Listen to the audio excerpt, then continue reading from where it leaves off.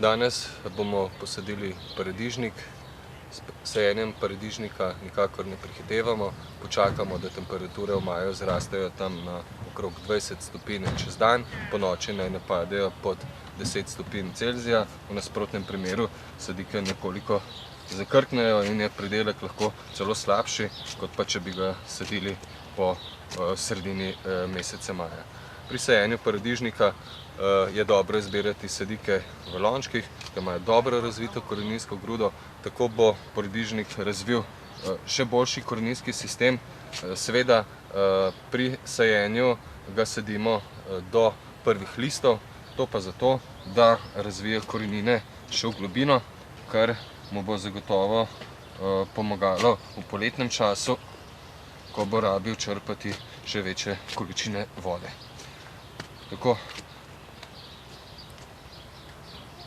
Paradižnik smo postavili na primerno globino. Marko, verjetno tako kot vsaka rastlina, tudi paradižnik rabi gnojilo. Kakšno gnojilo torej uporabimo? Ja, najbolje se uporabi nekaj organskega, ekološkega. To gnojilo ima tudi ekološki certifikat. To so organske plodovke in paradižnik. To enostavno povzamemo gnojilo. To so take drobne mikrogranule, ki se zelo hitro topijo in se potem doda nekje ena pest v sadilno jamo. Gnojilo vsebuje vse potrebna hranila za plodovke, kot tudi seveda paradižnik. Vsebuje naravne alge, naravni kalcij in pa magnezij, kar je zelo pomembno potem kasneje za normalen razvoj plodu. Gnojilo se doda enkrat, potem po potrebi se pa seveda paradižnik dognojuje.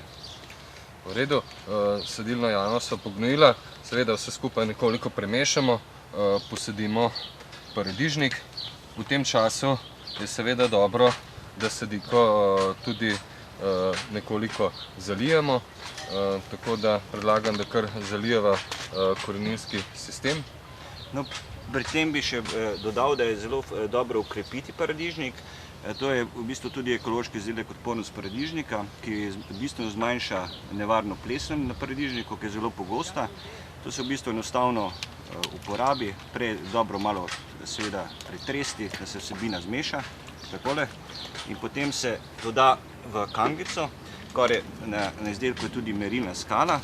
Enostavno tole povlečemo dol in vidimo nekje do druge črtice, to je za 10 litrov vode, dodamo v zalivalko, takole, že bo. In potem seveda paradižnik dobro zalijemo.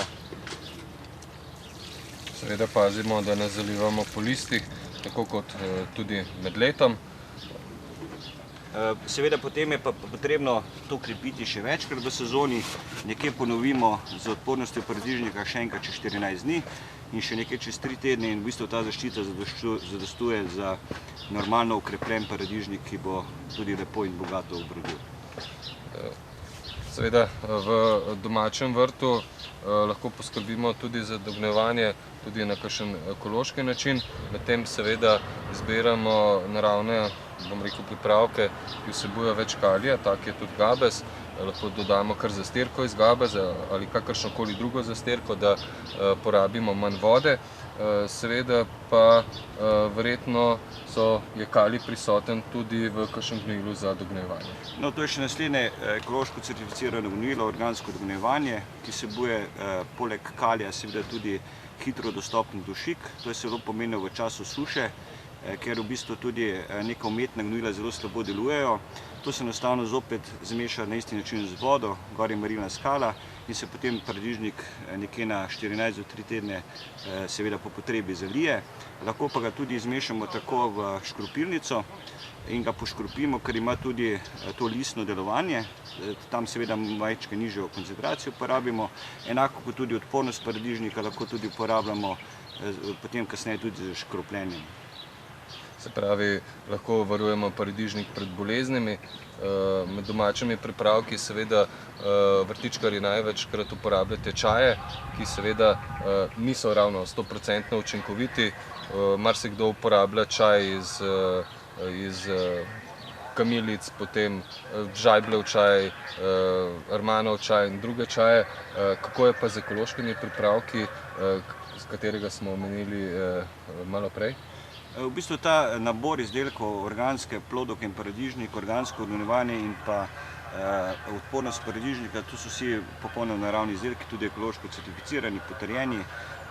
Uporabljajo se že več let tako na slovenskem tržišču, tudi v Avstriji, v drugih državah in dosegajo zelo dobre rezultate, seveda na paradižniku, kot tudi na drugih rastlinah. Ta paleta je tudi še širša, tako da lahko tudi delujemo na ostale nevšečnosti, ki jih imamo v vrtu, naprimer to so bolezni stop, s katerimi krepimo vse vrste rastlin, vrtnin proti boleznim, kot tudi sadno drevje.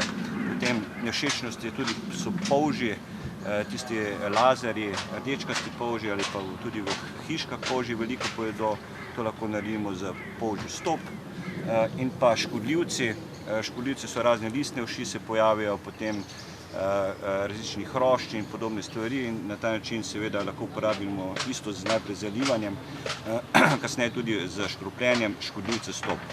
Za samo krepitev pa uporabljam potem tudi krepitev vrtnih plodov ali pa krepitev vrtnih zelenjadnic, v bistvu s tem pokrijemo tudi širši spekter, to je v bistvu za vse zelene rastline, ker uživamo liste, to pa za tiste, ker uživamo plodove. In na ta način imamo neko tako kompletno ekološko naravno zaščito v našem vrtu.